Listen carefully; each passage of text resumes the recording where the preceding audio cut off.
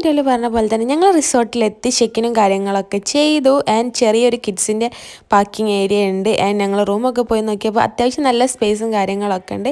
കുഴപ്പമില്ലാത്ത ഒരു വലിയ ബെഡ്റൂംസ് ആയിട്ട് തന്നെ കേട്ടോ വരുന്നത്. അപ്പം നമ്മൾ 2 കോട്ടേജസിൽ 4 ബെഡ്റൂംസ് ആയിട്ടാണ് ബുക്ക് ചെയ്തിട്ടുണ്ടായിരുന്നത്. പിന്നെ കുറച്ച് രാത്രിയൊക്കെ ആയപ്പോൾ ഞങ്ങൾ ഇറങ്ങിയതാട്ടോ. ഫുൾ ഒരു കാടാണ്, മൊത്തത്തിൽ കാടും മരങ്ങളും മാത്രമാണ് കാണാനുള്ളത്. പിന്നെ കുറച്ച് അഡ്വഞ്ചറായിട്ടുള്ള കുറച്ച് പാർക്കും കാര്യങ്ങളൊക്കെ ഉണ്ട്. മൊത്തത്തിൽ കാടും മരവും ഒക്കെ ആയിട്ട് ആ ഒരു വൈബാണ് മൊത്തത്തിൽ വരുന്നത്. അങ്ങനെ നമുക്ക് കാടിൻ്റെ ഉള്ളിൽ കൂടെയൊക്കെ നടന്ന് കാണാനും കാര്യങ്ങളൊക്കെ ഉണ്ട്.